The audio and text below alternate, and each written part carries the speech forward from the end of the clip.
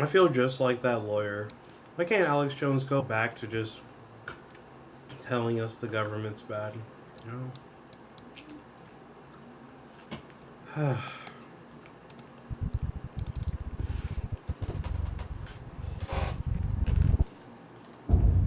In the state of Kentucky, there is a cave that every now and then demands a sacrifice. Hi, YouTube! January 30th, 1925. A man walks towards the cave with a kerosene lamp in his hand. He hangs up his jacket and ducks into a 5-foot opening. The inside of the cave is narrow. He has to drop down on his hands and knees, crawling through a passageway filled with jagged rocks and choking dust. Then down a chute he had cleared out months earlier. All of the daylight is gone from here, and this lantern is his only source of light. Ignoring the loose limestone rocks perched directly above him, he is now 100 feet in, and here he reaches the turnaround room. Now they call this the turnaround room because this is the juncture where even experienced cavers say no thanks and turn around. Because to continue on means going through this, the squeeze, a gap in the stone of only 9 inches. For reference, here's a subway sub. Going through, he would look exactly like this. His arms will need to be completely at their side, and he will need to exhale so that he can reduce the size of his torso. Gradually, bit by bit, he disappears into the hole. His clothes are caught on sharp gypsum crystals, hooking into him and threatening to hold him in place. But using his feet like paddles, he pushes through. He reaches a wider opening at the other side, then crawls forward towards a ledge. Illuminated here is a 10-foot drop. A rope is already secured around a boulder, which allows him to rappel down. His worn-out leather shoes touch the ground. This is as far as he can go, and it is time for work to begin. What he is working on is another opening. At the moment, it's too small for anyone to fit through, but he will chip away at it until he can shove himself right through the other side. Because on the other side is this. A magnificent and otherworldly cave structure that will be irresistible to tourists. Every day for months he has been removing rocks from this crevice. To him, this is all just routine. So he eases further into the gap. Carefully he contorts his body through. Rocks compress the sides of his torso so close that his arms are pinned to the side of his body. He once again paddles his feet to inch down. Then, about halfway, he stops. The lantern. It's starting to dim. He will need to go all the way back to the surface to refuel the thing. He sighs. He slowly shuffles back out, pushing the lantern with his shoulder. Then, oh no, dim, crack, darkness. He has knocked over the lamp, and it has broken. Now the man didn't panic. He had been caught in the dark before, and he could make his way back by feel alone. So he continues worming out, leveraging his foot against what he thinks is the cave wall. But that is not the cave wall. That is in fact a rock protruding from the ceiling. As soon as he puts his weight against the rock, it breaks loose. A solid piece weighing 15 kilograms lands directly on his ankle. It aches. But he's okay. It doesn't feel as though his ankle is broken, just badly bruised and caught underneath the rock. So he shuffles to move the rock away. Suddenly, gravel. A lot of gravel. It falls onto his feet, his legs, his torso, and the weight of it all forces the wedged rock deeper into the gap underneath his foot. Pinned. He tries to push forward. He cannot. He tries to inch backwards. He cannot. he is stuck. This is Sand Cave. This man is Floyd Collins. He is trapped in absolute darkness, 60 feet deep below the earth, all of his limbs held in place at the very bottom of this.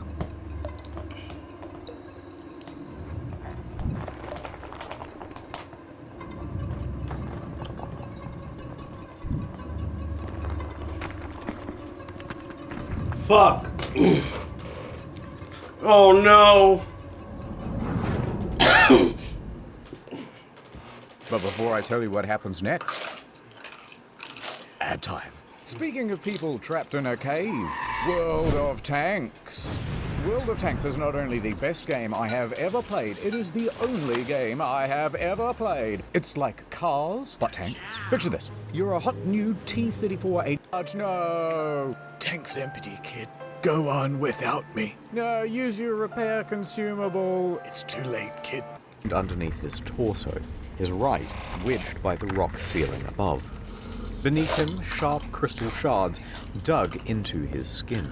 Ice thawed, traced across the ceiling, and dripped down directly onto his face, pooling underneath him. The water was a consistent 54 degrees.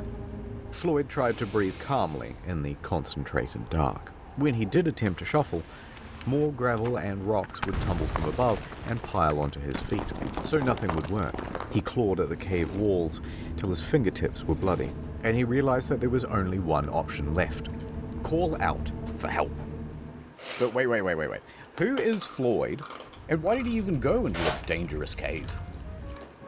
Floyd has been exploring the caves of Kentucky since he was merely 6 years old, and as he grew up, he gained a reputation for being a very daring caver. He would dive into some hole on one side of town and emerge miles away on someone else's property. Sup? He grew up and he became embroiled in the Kentucky Cave Wars. Now, there's way too much to go into here, but the summary version is there's this huge network of interconnected caves called Mammoth Caves. It's actually the largest cave system in the world. And there's a city right in the middle of it. Cave City, real name. So of course there are dozens of cave entrances on private property all over the place. Now farmland in this region has very poor soil and things do not grow well here. So cave tourism as a source of income quickly became the prominent thing. However, a problem. There are a very large number of caves, but there are only a limited number of tourists. So competition rapidly escalated. Visit my cave. No. Visit my cave. Big signs were erected saying, tourists, come to me. Mine is definitely open. Mine is the best. But then competitors would respond by saying, hey, by the way, we're open, but don't go to that one over there. It's really shitty. In fact, it's dangerous. This kept going further. By the end, they were blocking off the trail to each other's property, beating each other in the streets, and hiring people called cappers who would dress up as policemen and tell tourists, no, you can't go in there. That one? No, it's illegal. Despite the fierce competition, Floyd found a cave on his property and he started advertising it to tourists. Of course, very few came. All right, he thought, what if I found something really special and unique?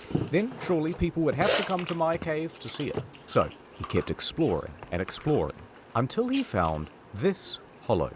It was filled with big gypsum crystals, and when you were in there, it felt like a completely alien world. But it was barely accessible. This small tunnel is the only way in. He would need to dig for months to open it up to tourists, but he knew he could do it. Back to the competition. They knew the value of this cave. They knew the potential, they wanted it for themselves, and they wanted Collins gone. One time, 5 of them just wandered onto Floyd's property and demanded he hand over the lease. When he refused, they just started beating the shit out of him. This only stopped when Floyd's brother, Homer, marched out with a shotgun and chased them all off. But Floyd was not deterred. He spent 12 hours a day, every day, for months, clearing gravel and stone, chipping away at that passage. He would open it up to tourists, make his cave an incredible attraction, and make his dreams come true. A real American hero. So there's Floyd in the dark, yelling out for help. He's at the start of a very tiring loop. Sleep, wake, yell. Sleep, wake, yell. Hours passed. His voice gave in. Arms tingled numb, pain radiating up his ankle. Here he remained in the dark for the next 23 hours.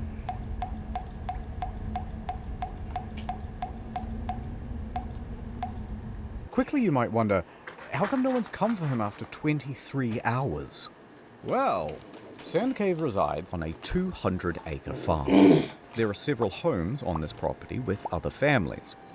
One of them, of course, is Colin's house, where Floyd's father, Lee, resides. Now, Lee and Floyd constantly get into fights about how to run things. Lee wants his son to concentrate on farming, and Floyd wants to concentrate on cave tourism. Arguments would often get heated. And Lee was also a bit of a drunk. It was doubtful that he would even notice if his son Floyd was missing. Also not helping things, Floyd regularly lodged at 2 other homes on the farm. So when he didn't return to one host, they would presume that he was staying with the other. And, even worse than that, he had recently spent 30 hours in a cave. So disappearing for this length of time wasn't seen as abnormal. Regardless, around the 23-hour mark, a few locals started to suspect that, hey, something might be wrong, and they went to check up on him. And here, they spotted his jacket still hung up. Unusual. They went deeper. However, there was only one person small enough to make it as far as the turnaround room. This was a 17-year-old Jewel Estes. He refused to go into the squeeze, but it was close enough to call Colin's name. Floyd! And Collins yelled back.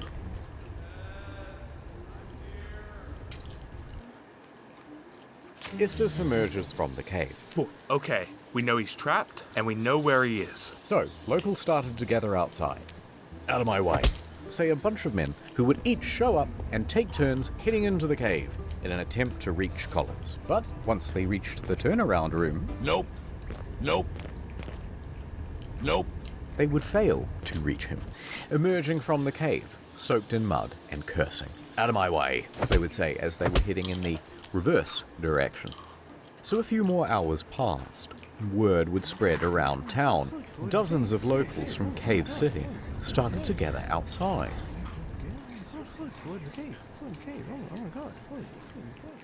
Over in Louisville, Floyd's 22-year-old brother, Homer, he gets a phone call. Hello? I see. My brother. He's trapped in a cave? I'm on my way. Homer jumps on a coach and makes his way to Floyd's cave. Homer struts up to the scene. Dozens of men are standing around outside. He ignores them all and marches right into the cavern, still wearing his city clothes. He makes his way in, down the chute, through the narrowing passages, down on his hands and knees towards the turnaround room. And when he arrives, he does not hesitate. He squeezes into the hole, scrambles his way through to the ledge on the other side. He sees Floyd below and slides down to meet him. Floyd! Sup? Right, probably wasn't that casual. Oh, thank God you're here. Homer took a moment to shine his light around the area and assess the situation. It was not good. This rock formation is going to prove almost impossible to work around. Alright, so let's have a look. Floyd is here. The rock is here, pinning his ankle. He's surrounded by rubble, and there's a pocket of gravel above him, ready to fall. However, because this opening is so small, there are only 2 viable ways of reaching Floyd and that gravel. Option 1, the most obvious, feet first. But if you do this, you have to kind of squat, and your own torso obstructs access to the rubble. Otherwise, option 2, come down head first. That will give you better access, but you're trying to move hundreds of pounds of gravel upside down. Worse yet, there's barely an inch around Collins on either side, so good luck getting your arm down near Floyd's ankle to actually free him from the wedged rock. Homer calls back to the less daring rescuers standing behind him. Quickly, some food and drink. They send it through. He hand-feeds his brother a pint of coffee and a total of 9 sausage sandwiches. Feeling better? Much better. Then, Homer went to task. He began removing rocks and gravel, tiny scoop at a time, with the help of an old syrup can.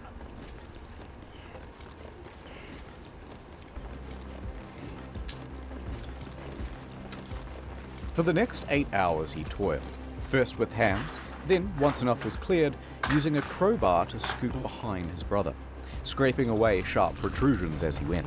It was slow progress, virtually futile.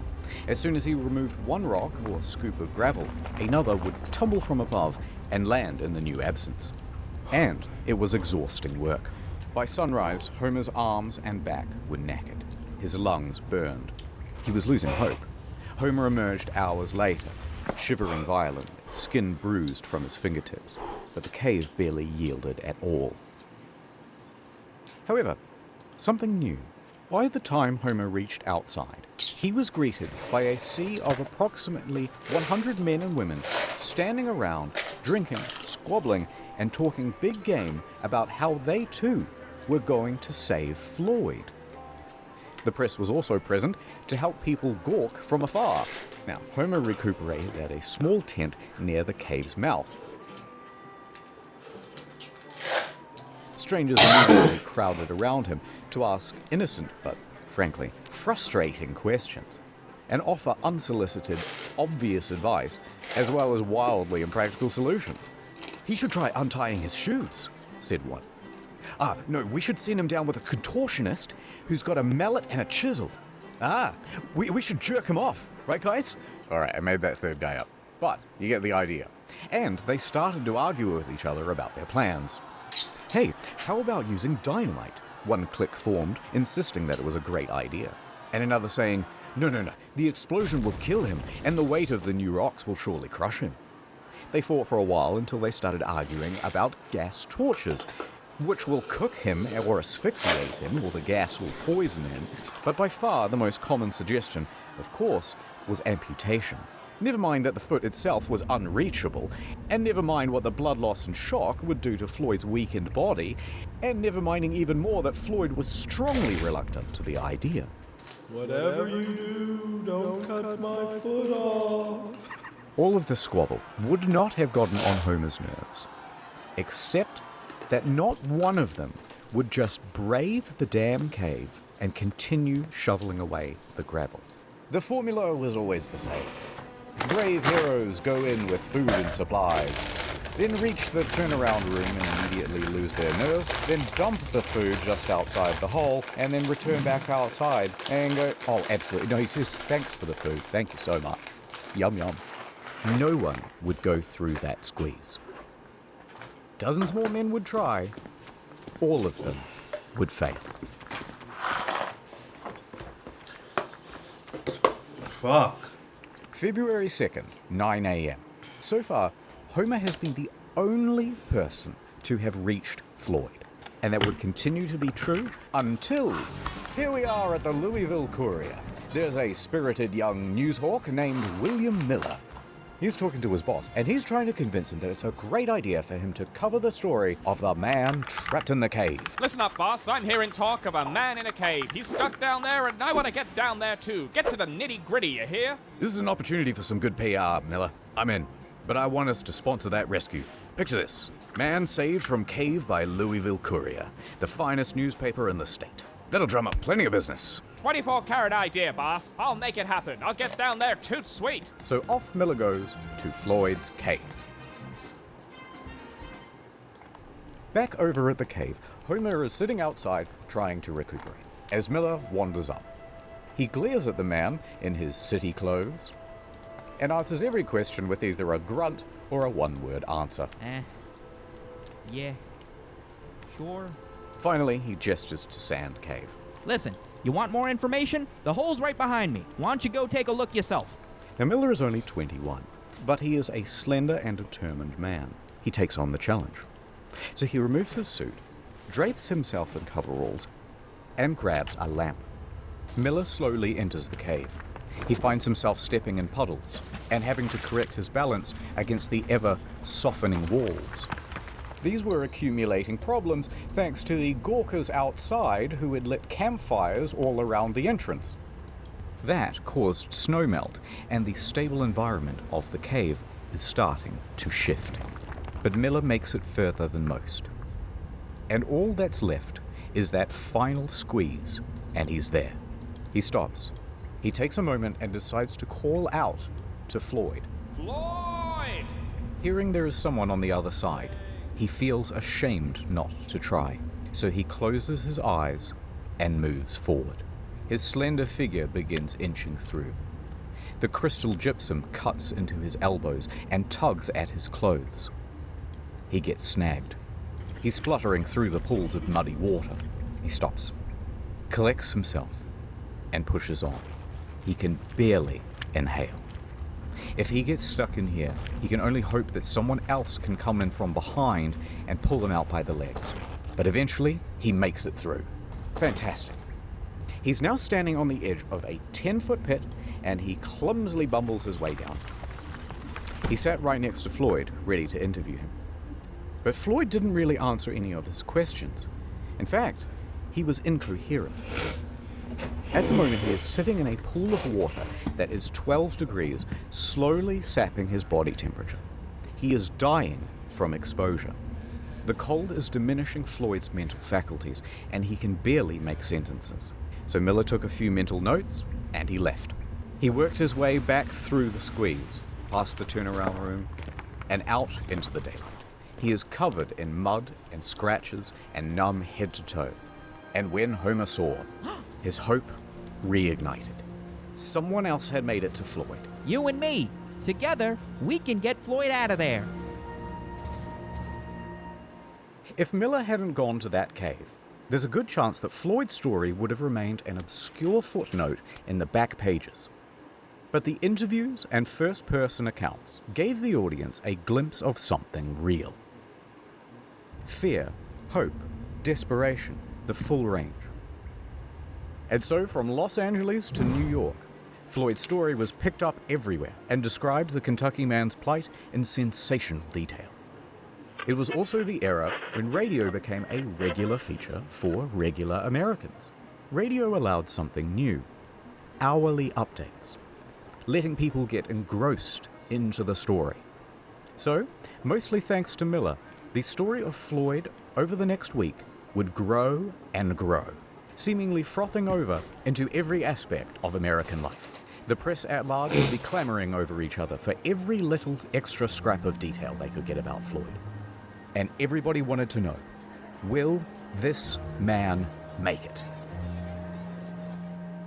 Back outside the cave, someone new enters the scene. Lieutenant Robert Burden, a thin but strong 33-year-old Louisville firefighter. Like Miller, he was able to navigate the passages of the cave and brave the squeeze. Scratched up pretty good and drenched in cold, muddy water, he managed to get through. He grabbed the rope and confidently lowered himself to Floyd's position. It was not an optimistic sight. Floyd's condition was deteriorating. Well, we've got a heck of a problem here, but I think I can get you out with a rope. Floyd nods in approval. Go on. We might just pull your bloody leg off. Just pull my leg off then. Get me out of here. Burden returned to the surface and faced the crowd. He announced, We will attempt a rope pull. The crowd murmured. It was dangerous. It would certainly break his foot and could altogether pull it off. If there are jagged rocks, you'll fillet the poor man. Amongst the crowd, a doctor stepped forward. A rope pull could stretch his internal organs and cause them to rupture. You'll kill him. But Floyd is dying of exposure down there. The situation is becoming desperate. Burden put caution to the side. The time for strategy is over. Now we try brute force.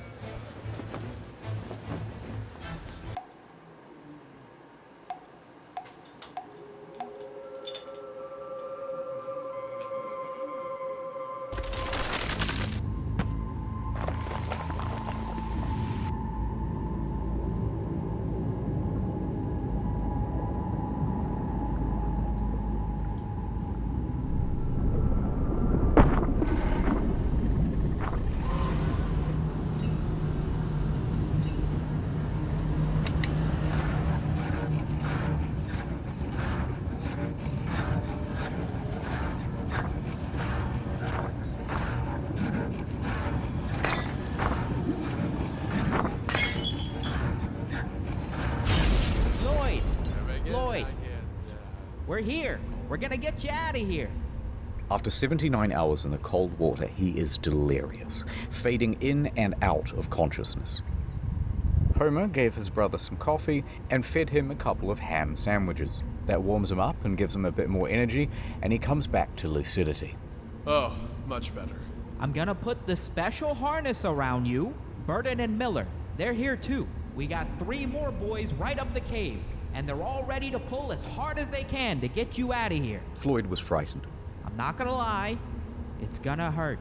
He gave his brother some whiskey and a strong sedative to calm his nerves, and also to help him withstand the shock in case his foot is destroyed. Floyd took the opportunity to appreciate being surrounded by friends and family. Go on. Do it. All right, strap him up. Homer tied the harness around Colin's chest and knotted the rope. Ready? Above, Miller is crouched at the top of the pit. Ready? Burden clenches the cord from further up the cave. 3, The rope goes taut. 2, Do it. 1. Oh! Instinctively, Floyd gasps. The force of 6 men pulled against the clutches of the cave. Floyd began to scream. His body was being pulled up from the rubble. The gravel was beginning to shift. Burden clenched his teeth. Oh, harder! Floyd screamed harder as well. Now, Floyd was trapped in a supine position, but the direction of the rope caused an upwards force that wrenched him vertically. His torso was being compressed and bent against the ceiling of the trap. It would kill him. Floyd's screaming intensified, and through gasps was begging them to stop. The screams filled the echoing cave, but it did not stop. The agony continued. On and Holy on, shit. with no progress. Enough! Enough! You guys are killing him! Homer pulled I in the said opposite stop. direction to give his brother some reprieve. Somehow, Homer mustered the strength to altogether wrench the cord from the other men's hands. The rope went slack. Homer, Floyd, and the rope lay limp on the cave floor, panting and exhausted. No progress had been made. The cave would not let this man go. The futility of the situation sank in, and all they could do was leave for now and reassess. Everybody was shaken by the experience. Burden fainted as he crawled towards the exit. Most of the other men had to be carried away. Outside, the crowd had grown to 200. They buzzed and asked useless questions, and Homer walked dejectedly past them. He sat by thinking what he could do. The cause seemed hopeless. Homer? Then, someone showed up who could turn things around. He looked up to see a childhood friend of both his and Floyd's, Johnny Gerald. Gerald knew more about cave rescues than me. In fact, just that summer prior, he had helped untangle Floyd from a different snag. He was just the man for the job. All right, let me go see him. Well, look who it is. Floyd perked up immediately, thrilled to see Gerald. All right, let's see what we can do. Gerald jumped down. For the next 3 hours, Gerald went back to the original plan of prying away rocks. His stamina was good, and progress was surprisingly good as well. For several more hours, he continued, just moving stone after stone. New one would fall in its place, and he'd move that one too. By midnight, he had enough room to shift position and clear some of the gravel that was at each side of Floyd's body. Gerald would spend several more hours scooping. And it worked. For the first time, Floyd's torso was now available. Then his hips, his upper thigh. For the first time in over 90 hours, Floyd was able to wiggle his arms, his hips, and even that trapped right leg, though it was very painful to do. In that one session, Gerald managed to move a half-ton of rock, but there was still a lot more to go. Fuck. And that rock by his foot was still holding him in place. By 2 a.m., Gerald was spent. He needed rest, and he was ready to head back outside. Floyd, tomorrow, you're gonna be a free man. Now here you might think that things will become straightforward. They did not. Now that space had been cleared, Burden became convinced that if he could get down that passage again, he could free Floyd with another rope pull, fate deciding with both feet or just one. But when Burden tried to enter the cave again, he was sternly rebuffed by the locals. They were playing gatekeeper. They had been specifically instructed to not let anyone in, and they were especially opposed to Burden making another rope pull after word spread about the disaster of the first attempt. He tried to reason with them. Let me try the rope pull again. It'll work this time. They wouldn't let It up. won't. Instead, they shouted obscenities and shoved him in the other direction. Meanwhile, Gerald and Homer are incapacitated with exhaustion, and Miller was busy filing some paperwork for the Louisville Courier. Nobody else had the ability or the authority to take action, so Floyd spent all of that morning alone. Hello? Is anyone there? Help? Hey? Anyone out there? Word spread about Floyd. Miller's reporting had been picked up by the AP Newswire, and they distributed it amongst their hundreds of partnered newspapers. For Miller, it would be the biggest moment of his career. But he didn't stop to pay it mind. He spent the day hatching a rescue plan. Miller descended into the cave and set to work. When he entered, he found that the team before him had strung light bulbs all through the cavern, leading all the way down to Floyd. Very handy. A bulb was also put around Floyd's neck to keep him warm and make sure that he was never again left in the dark. Miller popped down to Floyd. Ah, Floyd, fancy seeing you here, buddy. Reusing that syrup tin, he started offloading gravel into buckets. Those buckets were then passed up and down the cavern. And so it went on for the next 2 hours. Miller stopped for a break. He took some bread, milk, and whiskey, and sharing it with Floyd, they started to get to talking. Floyd had been in that cave for over 100 hours now, and seeing everyone working together, Floyd was overcome with a sense of hope and relief, and so he began spilling his heart out to Miller. Here is what he is quoted in the newspaper. I believed I would go to heaven. I can feel that I'm to be taken out alive and with both my feet. I kept thinking, what would happen if the rock above me would fall? It caused me to shudder. I kept thinking to drive my mind to something else, but it wasn't much use. I couldn't do much to help those who came to help me, but I knew that a lot of people were willing to do all in their power. It gave me courage. Tuesday morning, I thought to myself, 4 days down here, and no nearer freedom than I was on the first day. How will it end? Will I get out? I couldn't think of it. I have faced death before. It doesn't frighten me, but it is so long. Tell them I am not going to give up. Tell them I'm going to fight and be patient and never forget them. Meanwhile, Floyd's story kept growing. Pedestrians would gather around corner store windows to read the latest bulletins. The press began using giant typefaces, commonly only reserved for declarations of war. Churches in all of the nearby counties were holding services for Floyd. Theaters even interrupted their shows to update the audience. Now, at the time, President Coolidge was in charge, and his Secretary of Commerce was a geologist, Herbert Hoover. Now, Mr. Hoover followed the story very closely, and so it was likely that the president did too. Even Congress paused session to ask about the latest news from Sand Cave. By the end, the Floyd Collins incident would explode into the third largest non-political story between World War I and World War II. All of this excitement brought an inundation of people to Cave City. Old population, 690. Yawn. New population, 10,000. Whoa! Hotels ran out of food.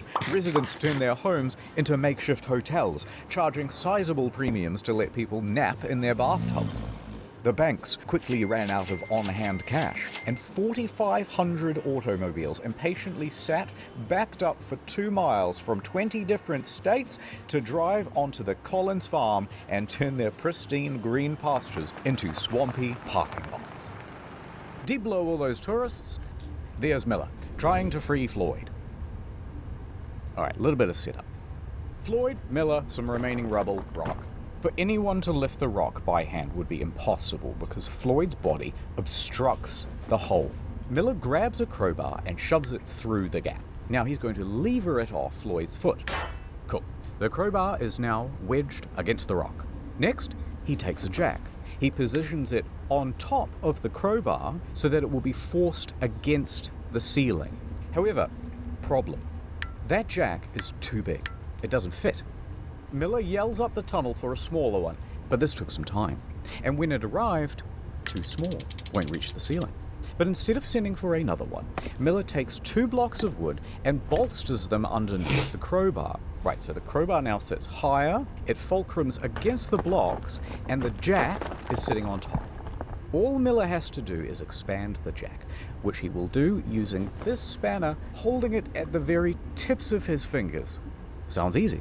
It's not, but that's the plan. Let's get him out of there. He turned the wrench, the jack expanded, and the crowbar took strain. The whole thing slid apart with a pang. Floyd wasn't hurt, but Miller was contorting and exerting his whole body from back to fingertip. They tried again. Same result. Miller tried a new angle, maybe this time. The jack pressed. The tension increased. And this time, the rock moved. It fucking moved. With each turn, the stone shifted a little more. Miller's hands shook with adrenaline, his face and body dripping with sweat. Pang. One of the blocks slipped, and the wooden tower went sideways. The rock painfully slammed back down on Colin's foot. You'll get it next time, Miller. Try again. Miller did. Again. And again. Adding blocks, taking them away, new crowbar position, changed the jack position, every angle, all while Floyd was there, cheering him on. Yay. For the next 4 hours he tried. No progress. Miller was exhausted. He couldn't do this on his own, but he was the only one slim enough to get in through the gap. The group decided to concede for now and return to the surface. They would take just a small break, but it looked to everyone like there was a clear way to get this man out. So Miller and Burden crawled back through the mud and the wines of the cave. As they made their way through, the cave was visibly sagging. The ceiling seemed lower. Parts were harder to navigate than before, especially now with their bruised and purple hands. But they made it outside to the fresh, early morning air. And here is where they're greeted with a new sight. Dozens of soldiers. The National Guard had arrived. In addition to the National Guard, a new figure was joining the story, Henry Carmichael. Now, Carmichael was the general superintendent of the Kentucky Rock Asphalt Company. He had been on site since Tuesday, and he was appalled at how primitive the rescue attempts had been. Shortly after Miller and co. had exited, Carmichael sent 2 men into Sand Cave to assess the structure's stability. They soon came back with a report. It was not good. Near the final squeeze, large cracks had formed. The ceiling was beginning to droop. Alright, so the following is a recounting of events from one of Carmichael's men, Casey Jones.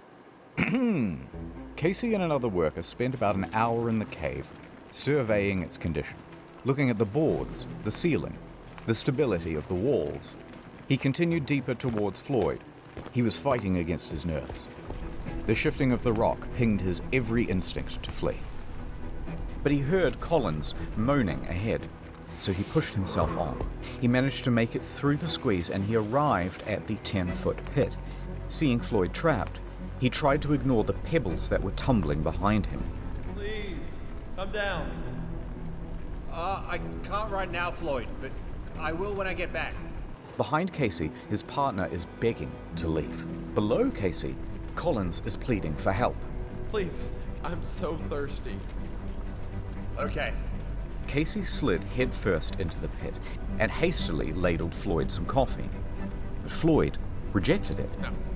Rumbling intensified from above, and in that moment, Casey realized that this was not a plea for sustenance. Floyd knew that a cave-in was inevitable. Scared and approaching his 5th day trapped, he was completely at his wit's end.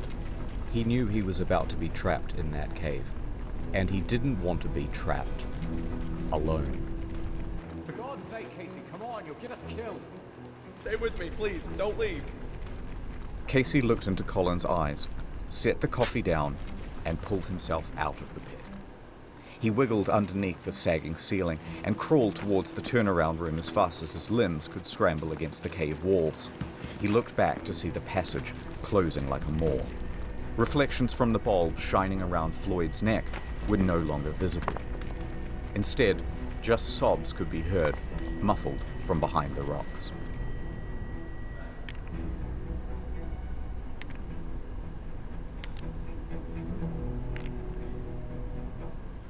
Miller and Burden awoke in the late morning, confident that today would be the day that they saved Floyd.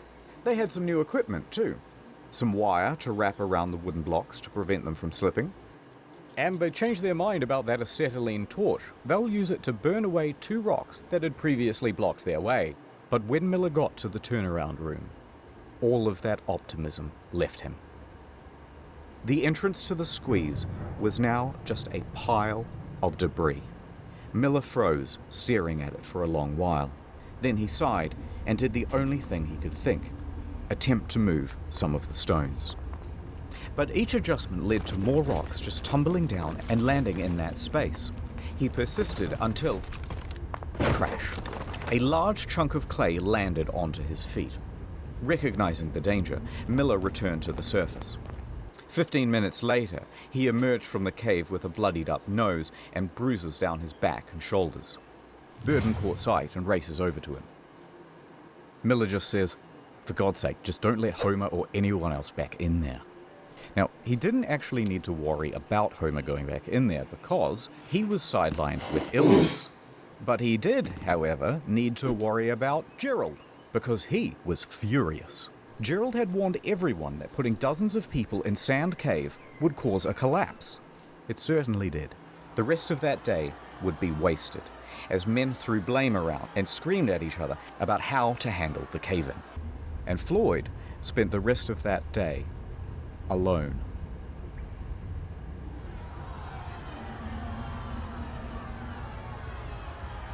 The surveyors continued checking the cave throughout the day. By the evening, Carmichael had ordered everyone to an assembly. Gerald took the floor. He was going to try one last daring rescue. He boldly announced his plan and an ultimatum. Listen up. There's death down there. The walls and ceilings are crumbling. Unless you're determined to take the biggest chance you ever took in your life, tell me now and stay outside. Next, they told all the Gawkers to get the fuck out of the cave, clear off. And over the next 8 hours, Gerald would enter and leave Sand Cave at least 5 times, chipping away at that pile of debris. In the woods, men sawed trees and chopped logs to shore up the cave walls. Underground, the crew reinforced cracks and wobbling boulders with fresh strips of wood. Gerald assessed that about 4 barrels of rocks would need to be moved, and piece by piece, they made that happen. Steadily, they managed to move enough rock to allow Gerald to get within earshot of Floyd. Hey. Hello. I need food. Bad news. We can't reach you. But hold on. We're coming. Stone by stone, they continued. After a few hours, the light of the bulb around Floyd's neck was peeking through. A couple more hours, enough room for Gerald to squeeze through. Okay, that's enough. Floyd, I'm going for now. But when I get back, I'm gonna get you out of there. Exhausted but still determined, Gerald crawled back up the cave and marched to the men huddling outside. Gather the equipment, and in an hour's time, it's gonna be me and Floyd coming out of that cave. Gerald entered Sand Cave for his final time.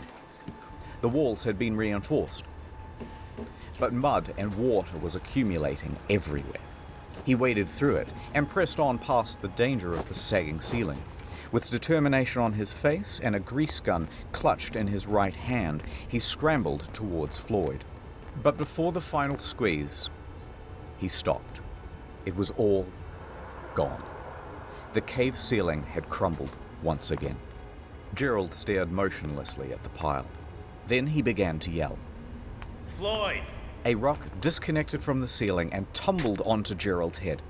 Luckily, just a small one. He rubbed his scalp and called out again. Floyd! This time, a moan. It rumbled from the other side.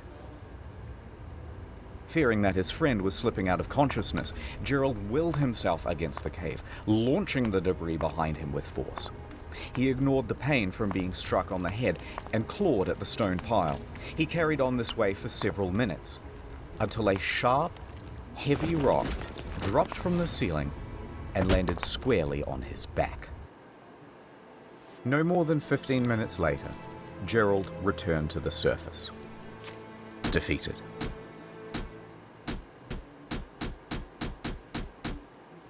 Only after the cave-ins did they start to think about all of the things that they could have done. Wait, why didn't we rig a portable telephone line? That would have been incredibly simple here in 1925. Yeah, why have we been running in and out to deliver updates? Why didn't we give him an AM radio? He could have had something to listen to and receive messages of support from the public. Wait, why don't we rig up a tarpaulin so we could lift his torso up so he wouldn't be slowly dying of exposure? Oh God, why didn't we run a feeding tube? That's also a technology we have in 1925. All too late. Now what? The one route to get to Floyd is closed forever. That meant two options. Number one, capitulation. Surrender him to the cave.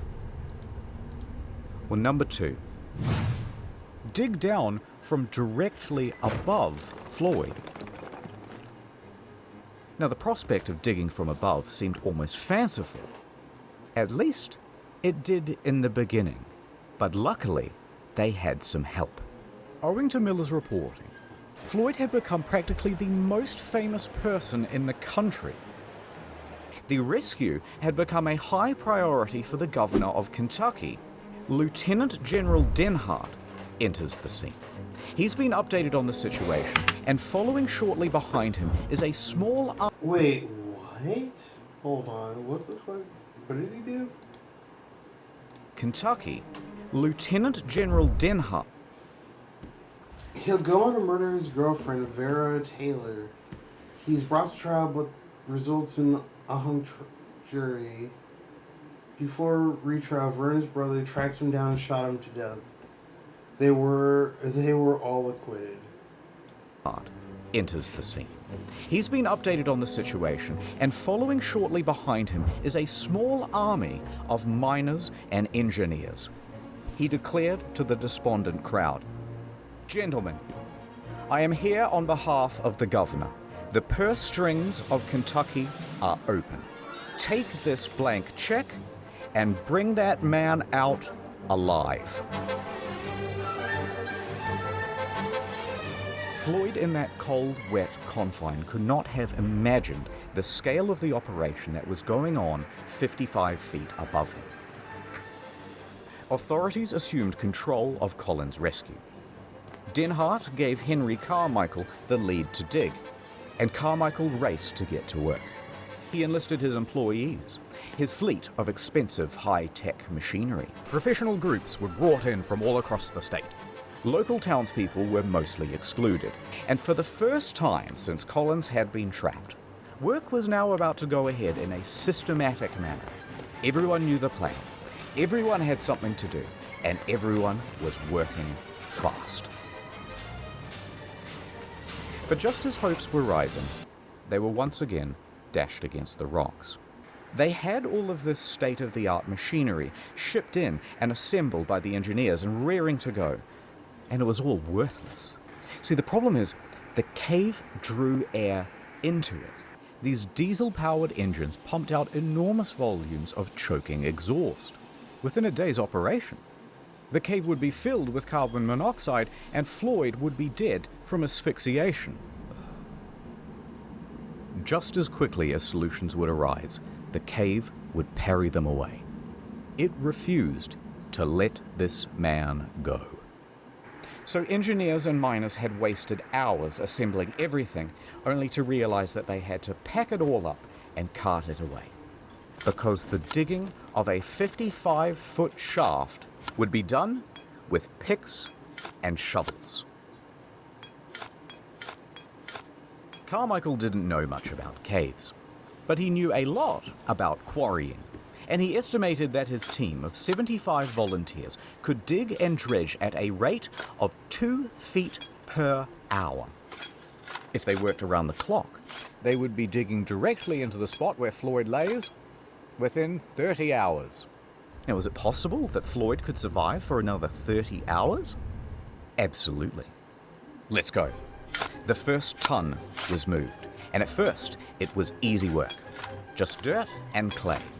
Carmichael understood well that this was a race against time, so he watched the men closely, and if they seemed to be slowing down, even a little, they would be yanked out and immediately a new worker subbed in. Nonetheless, the pace slowed.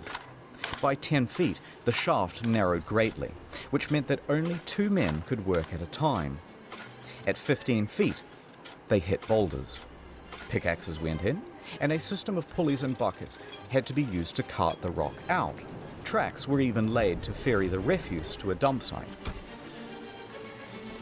Time passed. Hours passed. Night went to day. The day was hot. This was yet another problem, because it's early February, there's tons of ice still in the ground, and its exposure to the fresh midday sun meant that the walls of the shaft were softening and the ground becoming sodden. The pace of digging slowed. It was now only half a foot per hour. Most anyone could do was watch helplessly on the sidelines and pray. Interestingly, though, there were a lot of people on the sidelines. Floyd wouldn't have believed that the space above him had turned into a literal carnival in his honor. Vendors showed up to sell hamburgers, hot dogs, and souvenirs. Families sprawled out over blankets to listen to hymns from local church groups. The local mountebanks sold moonshine and miracle cures.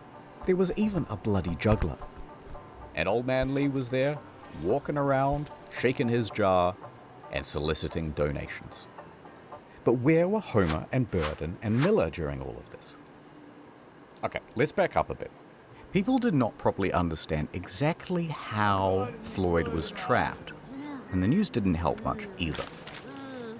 So the obvious question started to arise. Why hasn't he been rescued yet? Just clear some gravel or pull a rope. How is this so hard? Motive was attributed. I heard they didn't even want to have him rescued at all. I heard that they're doing all of this for publicity. And Lee's activity of soliciting donations, remember from before, further inflamed rumors. I bet Floyd isn't even trapped in there. These were all real rumors, and they got worse. You know what? I've heard he comes out at night, and then he just goes back in the morning. Other rumors included, I heard that after Floyd went into the cave, someone murdered him. Others said, I think they're withholding food and water from him so he dies. This whole thing is a fraud. As time went on, it was harder and harder to ignore the hoax claims. Then, people started to form righteous mobs, claiming the whole thing was a fraud, and they started to get nasty. In fact, 2 people even went to the telegraph office and pretended to be Floyd sending telegrams to his mother. Here's what it said. Quote, please contradict statements that I am buried alive in Sand Cave. Stop. Tell mother I am all right. Stop. Am coming home. Stop. Floyd Collins. Naturally, the AP published these telegrams unquestioningly, and now word is out to the press that he isn't actually in the cave after all. That made the authorities look foolish, and it could not go on. So, a hasty court-martial was arranged, and Homer, Miller, and Gerald were summoned. They hold one session on Monday and another on Tuesday. Lee and everyone else is cleared of charges, a retraction is written, and things carry on. Generators Lamau went. even. Pumps churned out water. Men continued working in shifts and carrying away the earth. Here they are with strips of lumber to shore up the walls. They were only 25 feet down. The pace had slowed to 4 inches per hour. In their desperation, they resorted to dynamite, but this did little to the boulders. Despite all these bleak circumstances, people's spirits were high, because everyone was keen for their turn to dig, and because they had one more thing to latch onto. He is probably still alive. Now, how do they know that? Okay, so remember that light bulb around Floyd's neck? Well, it's powered by a simple copper wire. Bare copper wire is subject to very minute fluctuations in resistance. So, an engineer rigs up a radio amplifier to this wire to read the current and see those small fluctuations. There they were. About 20 per minute, the rate of steady breathing. As his chest expands and contracts, they can read it from this device.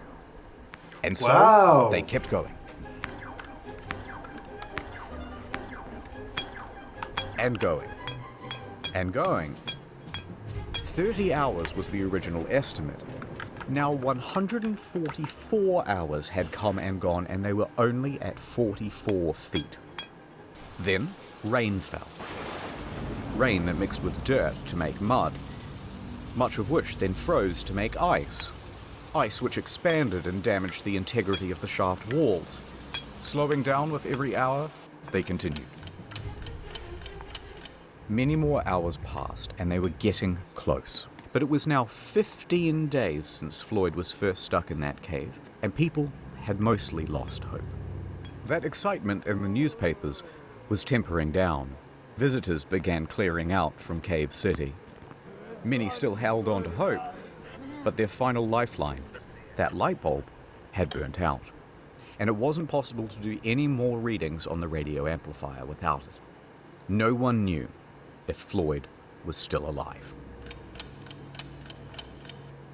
Another 51 hours would pass before, finally, they reached the 60-foot depth. I'm in. Chisel. A chisel is handed down. At 1:30 p.m. on Monday, February 16th, Sand Cave would open once again. For 17 days, Floyd had been trapped underground, stuck in the same position. 4 days without heat or light. 12 without food or water. But maybe the dripping of the cave water had provided him with some sustenance? There are stories of people surviving harsher extremes. Rescuers frantically tugged at rocks to widen the hole. Everybody stood by, absolutely silent, peering into that hole. Ed flashed his light into the gap, then eased himself in. Brenner aimed his light around the room, and then, finally, at Floyd. The first thing he saw was a golden shimmer. It was not the light bulb. It was the reflection of Floyd's tooth. His mouth hung open. He was dead. Yep. Brenner was helped out of the cave, and he delivered the news. Dead.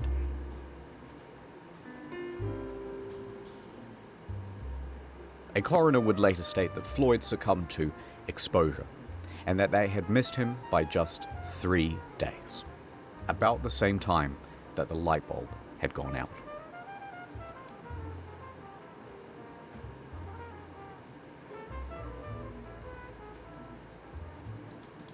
But what would they do now with the body? The shaft walls were ready to fall inwards, and risking lives to remove a corpse was seen as just irresponsible. So the following morning, officials made a decision. Floyd would be entombed where he lay. The cave would keep its victim.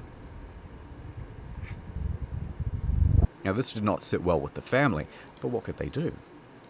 The next day, they planned the funeral. The town emptied of people, and the shaft with Floyd at the bottom was refilled with soil. But that's not quite the end of the story. But if you hung on for this long, keep holding on, because things are going to continue to get interesting.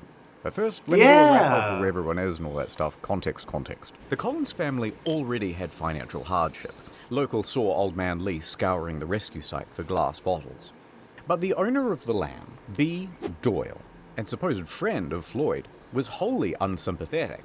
He erected a sign on the highway which said, 200 yards away, the body of Floyd Collins is imprisoned in Sand Cave. Then he began charging tourists 50 cents apiece for the opportunity to gander into the hole. It's 100 years later, B's dead. Let's call it even. Also, remember those claims of Kentucky being an open purse? Well, the state reneged on the deal. They refused to pay many of the rescuers, and most of them went home without any compensation. Some of them did make some money out of the situation, though. They lucked into vaudeville gigs and roamed the country, giving their first-person account. Miller, however, received an astonishing offer, a $50,000 contract from the Chautauqua Lecture Circuit, equivalent to the better part of $1 million in today's money. He declined. He continued to work at the Louisville Courier-Journal. The following year, his coverage of Floyd's story earned him the Pulitzer Prize. Now the brother, Homer, he needed money and he agreed to do that vaudeville circuit. He stood on stage and regaled the audience about tales of his brother, their childhood, and the tragedy. But Homer made it known why he was up here on stage trying to get money. He had a mission. I kept thinking of Floyd lying in the muck, where he had suffered beyond our power to imagine. I would never have peace of mind if he remained there. He wanted the money to dig Floyd up and get him out of that cave. A couple of months later, he had it. Alright, so back to Floyd. April 17th, 1925. 7 miners showed up to the scene. They began to dig. Within a week, they had arrived at Floyd. And this time, they approached from the other side of the rock formation. That way, they could remove the rock pinning Floyd's leg. They lifted him up from his tomb and laid him down on the fresh air above. April 26th, 1925. Floyd was set to rest in the family cemetery. A stalagmite had been set as a headstone to mark out his plot. And there he lay. No, that's not actually where it ends. Okay, this is where it gets weird. 2 years later, 1927. Times have been tough for the Collins. So Floyd's dad sold Sand Cave to a dentist named Dr. Harry B. Thomas for $10,000. Now, Homer begged him not to, because at the time, the government was starting to buy up tons of land in the area and turn it into national parks. They had to pay at a very competitive rate. But Lee was becoming a bit old and senile by this point, and frankly, it's doubtful that he cared about Homer or Floyd or anyone else for that matter. It's 100 years later, he's dead now, let's call it even. So, the point is, in this land sale with Thomas, Lee agreed to a very odd clause. And that clause said, everything on that property belongs to Thomas. And should he wish, for example, to exhume a dead body and re-embalm it and put it on display in something really tacky like a glass coffin inside a cave, maybe, then that would be his prerogative. Lee signed yes. And Thomas did exactly that. Doyle made Floyd's corpse a tourist attraction. That's right. 2 bits of gander, come and wonder at the incredible dead man who died in a cave. But to add insult to injury, it worked. Visitors returned to Sand Cave to gawk morbidly at Floyd. Within a few months, Thomas had turned Lee's failing farm into a successful business. Now, the rest of Collins' family is horrified. They try a number of times to get Floyd returned to them, including through the legal system. But somehow, incredibly, the judge ruled in Thomas's favor. And so, there he lay for the next 2 years.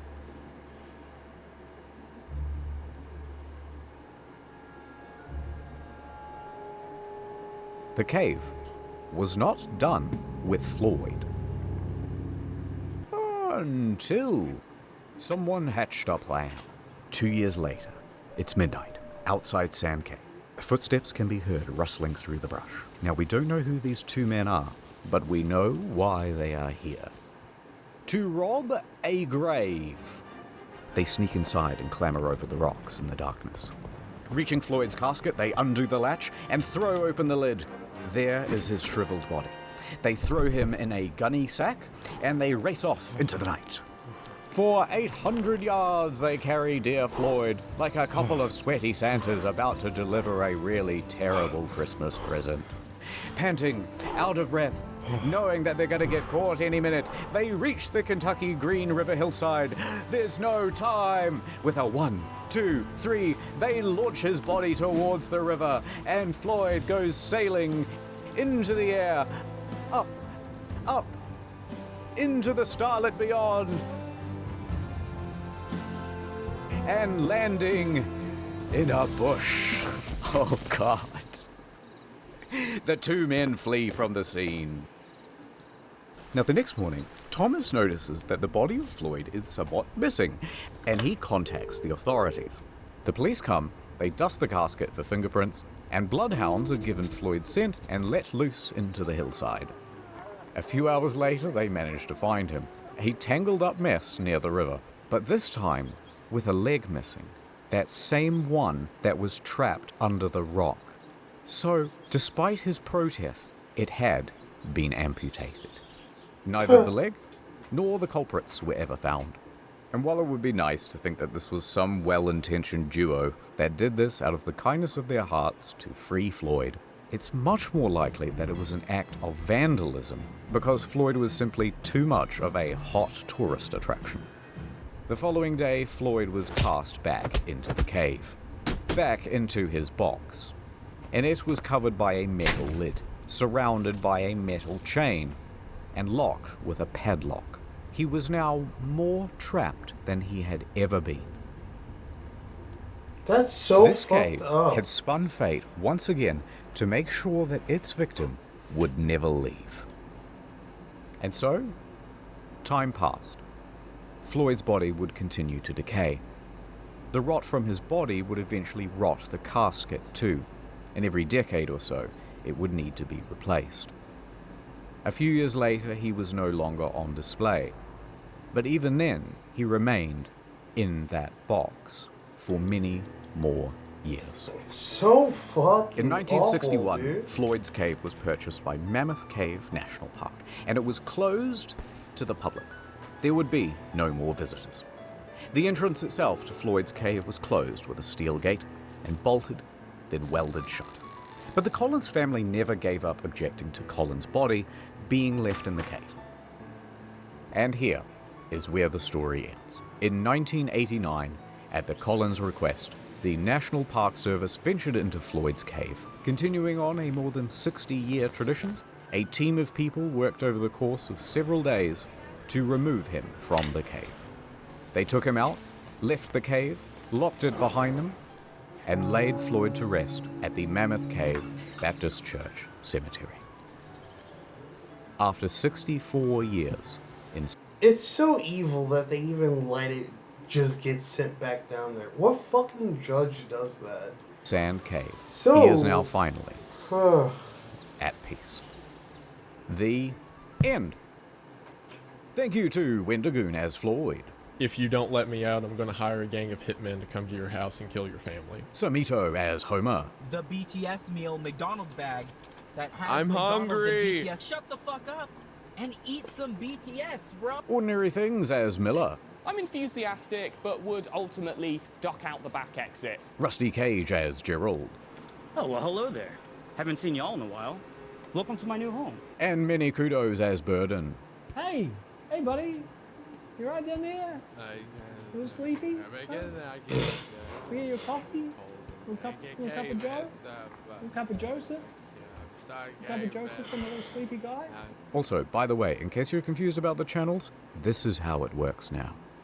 And do not forget, World of Tanks, World of Tanks. None of this would have happened if Floyd had got World of Tanks.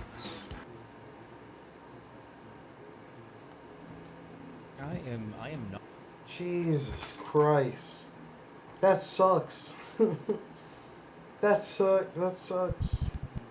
Capitalism is bad, I think. Like, just, don't go into the holes, but also, damn.